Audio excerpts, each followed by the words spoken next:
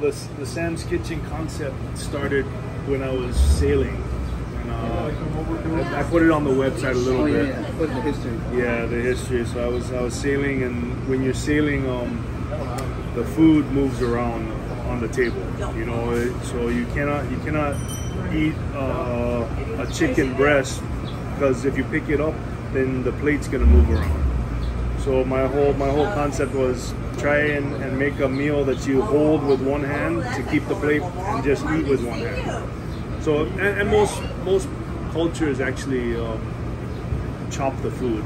It's just America that likes to put the whole steak and then you have to cut it yourself, or the whole chicken you have to eat it yourself. So here the concept is everything is cut one bite piece, so you can take it to the park and eat with one hand, or go to the beach and hold the plate with one hand and eat with one hand. That was the concept.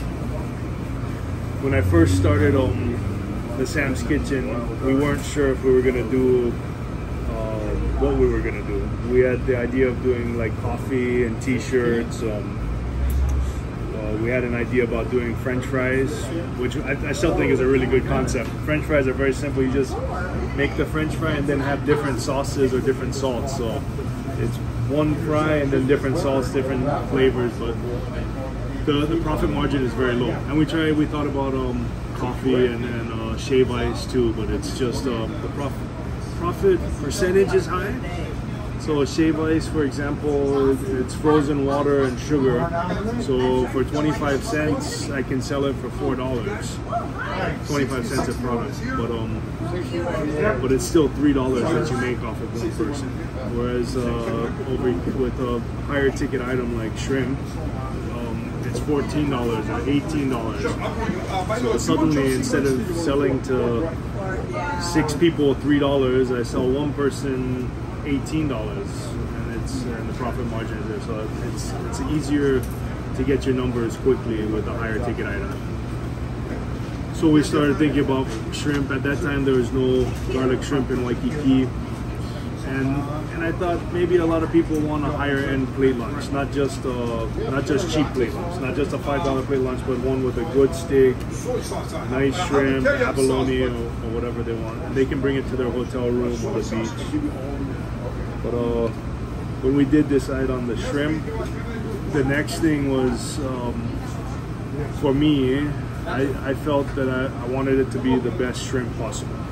You are. Yeah, thank you. Because I am from Asia, I don't like shrimp at all. But back in Hyderabad, where I live, but when I came here at late night, 12 o'clock, when I ate it, I talked to my friends and saying that we need to come back here. Good, thank you. That means everything. Thank you for making the best shrimp.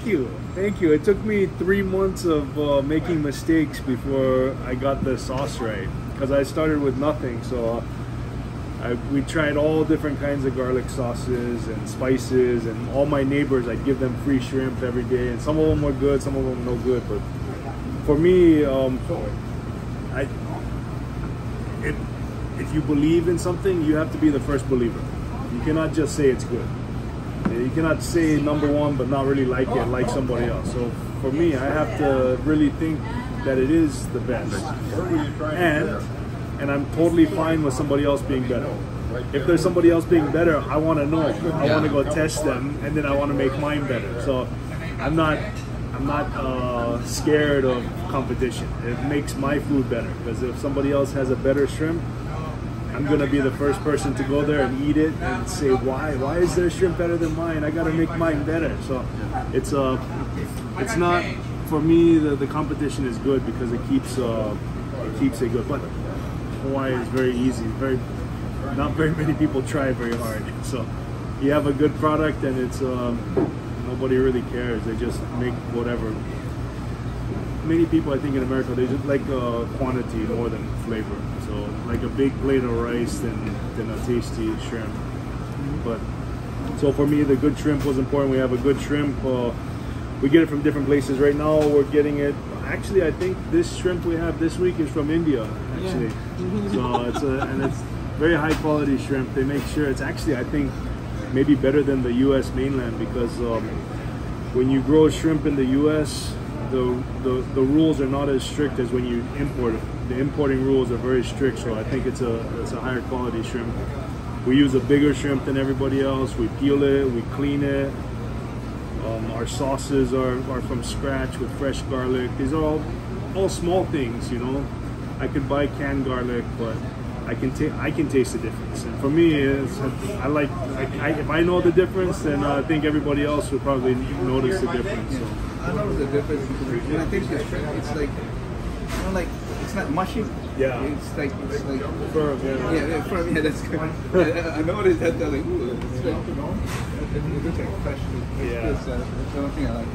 Yeah. So one of the things for the shrimp too was most of the other businesses take the shrimp and they put it in the garlic sauce and they leave it in the fridge overnight for the sauce to go inside. But that's because they have the shell on it. We clean our shrimp every morning, so it's sold every day, and then we take new shrimp, peel it, clean it, and that's sold. So it doesn't sit in the garlic sauce. The good thing about that is that we can see if the shrimp is changing color, or we can stop it right away. If it's in the sauce, it's hard to tell if it's going bad or not. So when it's separated, when it's fresh, we can see it. The problem with that was that the garlic sauce doesn't have the shrimp flavor because it's not sitting in the shrimp. So we added the fish sauce, the Thai fish sauce, to the shrimp sauce to give it a little more fishy flavor because it doesn't sit. And we also figured out how to make the shrimp grab all the garlic sauce. So normally the shrimp is very smooth. So when you put it in the garlic sauce, all the sauce falls off onto the plate. We figured out to put a flour dusting on it and then flash fry it just to give it a little, very small skin. And then we pan fry it, and that makes all the sauce stick to the shrimp instead of falling on the plate, and then each shrimp has all the garlic on it without falling off. So very small things, but for me that made the flavor better, the taste better, visually better, safer. And you train your cook to do all that stuff? Okay. It's not too difficult. Okay. Most of the Japanese customers, they are very attracted for the Japanese side love it. I guess once you get a cook that experience, I guess it's too easy for you. Yeah, it took time to get there. There's many mistakes to get there. Man, the first 3 months of bad garlic sauce, all the different sauces we tried, nobody liked it. And we had a big tank, fish tank in the front of the restaurant that we had the shrimp swimming in. And we were like, oh, this shows how fresh it is. You can take the shrimp out and cook it. And in Japan or China, they're like, wow, that's so fresh. But here, oh, you can't do that. Oh no, all the kids are like, what? You're killing it. Like, no, you're gonna eat. Like, oh, I don't want it. So that was a mistake I did for 3 months, and then I realized nobody wanted to eat the shrimp because they feel bad for it. It's their pet. So it's like, okay, get rid of the fish tank. We can't be picking the fresh shrimp out. I thought it's super fresh. See how fresh it is. We could cook this, but that's what they do in Asia. Yeah, right. You see it, you point, and you get it, and it's moving. This is what I want to buy. This and I want this thing on my plate. That's what I thought, but it didn't. It was a pet, and everyone was like, "No, don't take that one. No." It's like, so we had to change that. But it's been learning. I'm sure there's many more things to learn from. We've been lucky with technology as things change and progress. We have a fryer, an auto fry that you can time it to the second, so we can do 32 seconds or 43 seconds, and we can really get down exactly how much fry time. It's not like you put the basket in, wait and pull the basket out, or you forget about it, it cooks too much. Now we have an actual basket lifter. It seems like a small thing, but it makes the shrimp perfectly cooked every single time. There's no mistakes. Okay. Yeah. So relying on the cook, like they forget, or somebody talks to them, or somebody calls them with a phone call. And there's so many things that can go wrong in the kitchen. We also brought in a rice washing machine from Japan. because for me the basis of a good meal is a good rice.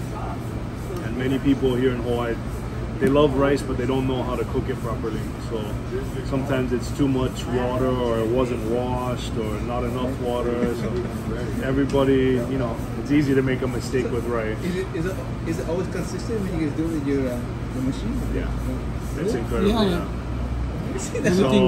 So I have this machine that it sucks. You push how much you want, 1 kilo, 2 kilo, 3 kilo, and it sucks that amount in. Then it washes it like in a washing machine until the water is clear, and then it measures. You can put exactly how much water, and then it dumps it into your pot, and then I take it from the pot and I boil it. But yeah, so we change our water amount depending on depending on the rice. So some of the rice right now, we're using a rice from California. I don't like it that much. It's okay, yeah. But everything's so expensive right now. We're using that rice, but it's okay. It's still clean and tastes good, but it's it has a lot of water, so we have to lower the water that we add. Otherwise, it becomes too soggy.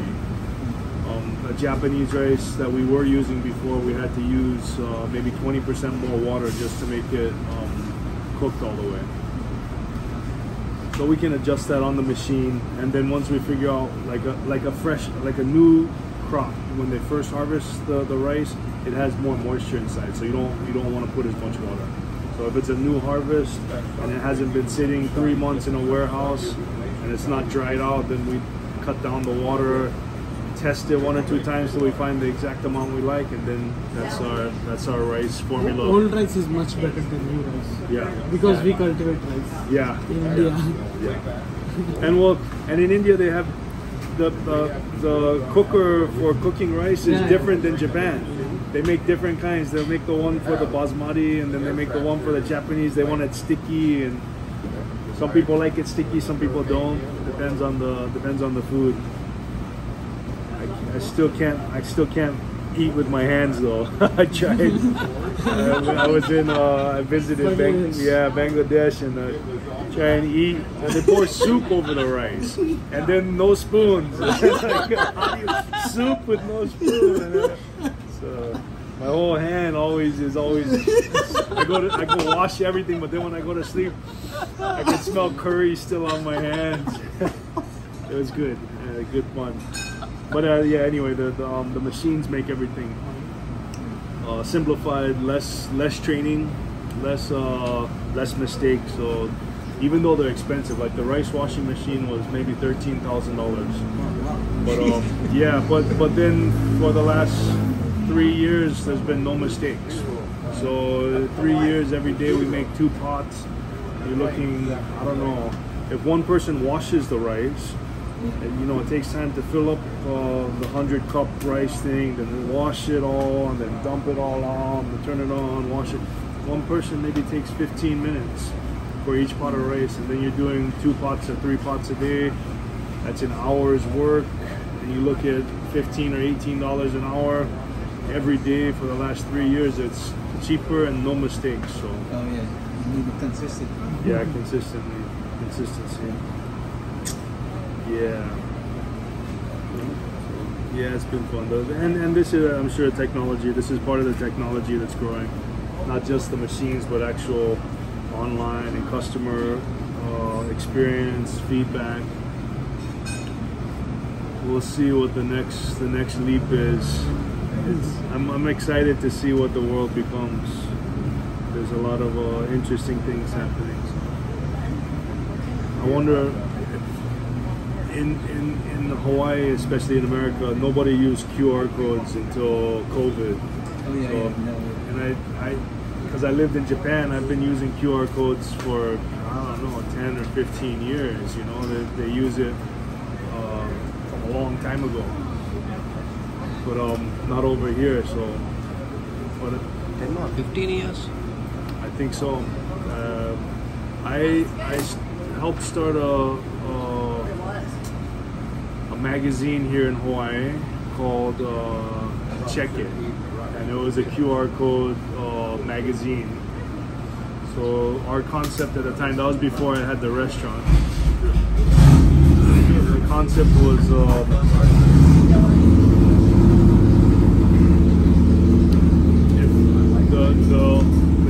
the guidebook was very small, and each business only had to buy this big of a advertisement, and then a little QR code, and the QR code would link to the whole website. So one of the problems with printing is it costs so much to print an image, color printing.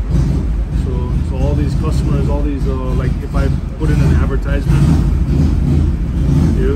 a quarter page is hundreds of $1,000s a month, you know, to pay for the printing costs. Whereas if it's a small QR code, then you can only have this small advertisement. Yeah, let me see what year it was that I did that. That's when the first, but it went out of business because nobody knew how to use the QR code. It was too soon. Yeah, most of the technology, like iPhone, for example, they can't scan the QR code, but now most of the photos now you can scan it. So at that time, you had to download an app, and then when you had the app, then you do it, and then it could go. Now everybody can use it with their phone. Yeah, I know. It's super simple now.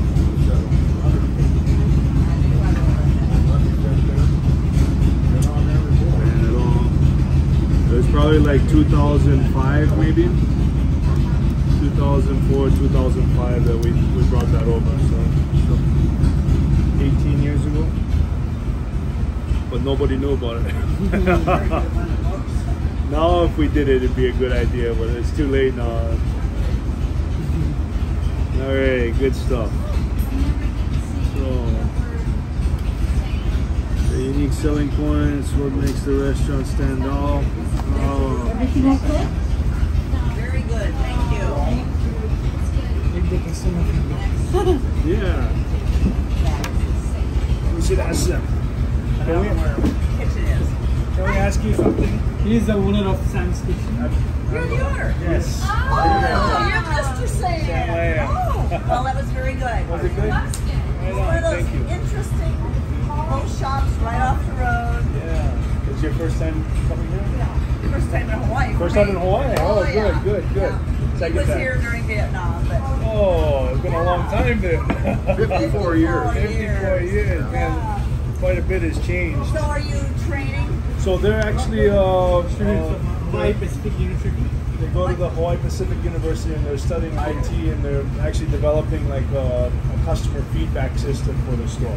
Oh, wow. Really getting techy. Yeah, so that way we can stay on top of everything and make sure everybody's getting what they're expecting. Oh, good. Very good. We knew you were lying to us, right? The whole time, straight through my teeth. Yeah, it's good. Well, great. Do you mind if we ask you a couple questions about your trip here? No.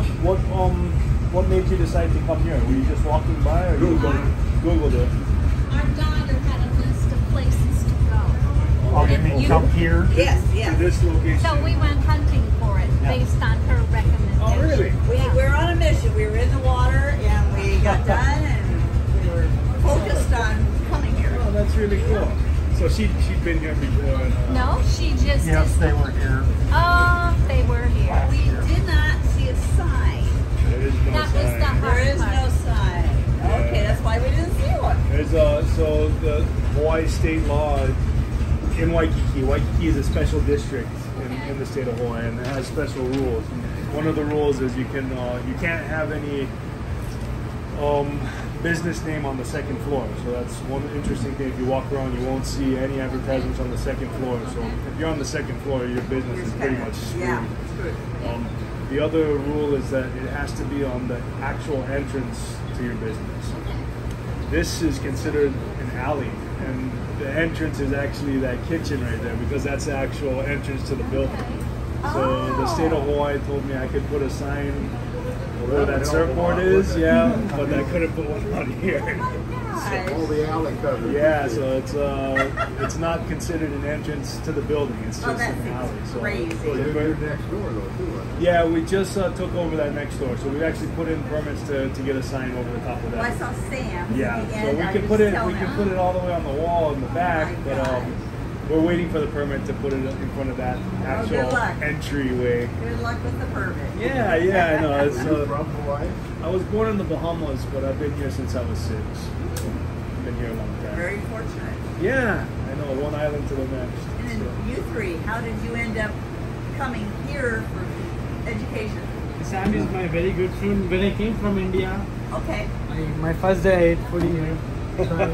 So I like the way he introduced himself and the way he welcomed the people and the way he explained where to live, how to go to the school, the transportation, about the local information. He's a perfect guy I found. So he's like my big brother. Always he helped me. So that's great. that is a way. Great. You weren't sure you were gonna go to school in Hawaii. You were maybe gonna go on the mainland. Did you? I came directly from all the way India to here to pursue my education. But I don't know where to live, accommodation, everything. Okay. The workers of yours, they helped me a lot. So you come to Hawaii for Lots school. to learn. Yeah. How long have you been here? This is my 17th month. Like 1.5 years. 17th month? Yeah. Okay. Okay, how about you two? I grew up here, so but I haven't been here before until I met them because he knows Sam's. Yeah. He told me, "Hey, let's go to Sam's Kitchen," and then and I saw the garlic chicken because I mean not garlic chicken, garlic shrimp. Garlic shrimp is everywhere on the island, but when I tasted it here, I was like, "Oh, this is pretty good garlic shrimp." So I was like, "Wow." So I was interested in It's that. a place to go. Yeah. Oh, great. So same. I'm here from 17 months. Okay. But I didn't know where to eat actually. When he told me about like having a shrimp here, then I told that I don't like seafood at all. I told him what? seafood at all. Seafood. I don't like seafood at all. Then I was like, okay, I'm not ready to eat it, but because you said it, I'm going to try. Then usually garlic is very special ingredient in India. Every food that you cook, it has garlic in it. They won't start cooking a food without garlic. So once I listened about like garlic shrimp, I was pretty confident about garlic, but I was not confident about shrimp. But when I had the shrimp, I was like, I thought I'm not eating a shrimp at all. Like it's a food, like you get the flavor, right? When you eat it, you get the flavor. And that's how I was like, okay, like I'm into it now. Into it. Okay. Well, good. How you like the food? Good. It's good. It was good. Yeah. What did you guys order? We have teriyaki. Teriyaki sauce. Yeah. Yeah, the plate. Yeah, the plates. But we make the teriyaki sauce with all of our sauces are made from scratch. But the teriyaki sauce we use brown sugar from Maui, so it's we don't use white sugar, so it gives it kind of a little almost not burnt flavor, but it gives it a little more depth of flavor than just on the outside it was a little crustier. Yeah. So I could have used a little more teriyaki in the rice, or we could have got you some. Yeah, it's good. We didn't know you were the boss. Yeah, hey, give me more teriyaki. Yeah, I know. It's been fun. Oh, that's good. Yeah, I appreciate it. Thank you guys. For Thank you for sharing your feedback. Well, and good luck in your education. Yeah, we'll see if your suggestions. Well, let me ask you this: would you have any suggestions for us, for other people that are visiting? A sign. A sign, yes. A sign. If it's permitted, yeah. I agree. With I personally am used to shrimp that you can bite the shrimp and pull it completely out of the tail. Oh, okay. And I couldn't get it out of there. Oh, So I was kind of trying to pull at it. I just opened Some maybe open it up a little more. Yeah, I kind of tried to. I opened mine with the fork. Because I want to get every bit of it. Yeah, I know. Thank you. You bet. You Yeah. gotta get the whole shrimp there. Yeah. I appreciate That's it. it, yeah. All right, thank you. Thank you. So are guys you for that. Sam? I am Sam. Oh, okay. Any relatives? Yeah. Yeah, I'll get you guys a couple stickers. Thank you guys for spending your time and your money. Do you have my phone, Craig? I got my phone. Let me grab you a couple stickers real quick. Oh, I got it. Okay. You want to take the picture? You want to take the picture? You want to take the picture with Sam? No.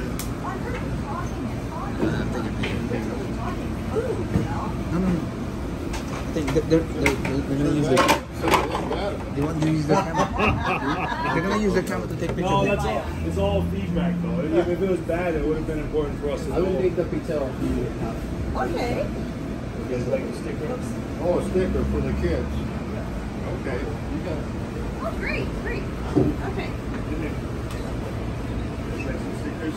Okay, you got to turn around and get the picture. All right. It'll look pretty small. I'll get behind you because I got weight to me. Hide it, is that it? Yeah, hide it, exactly. Okay. Cheese. Cheese. All right. Now let me get a picture of the three of you and Sam, okay? All right. This is our new IT team.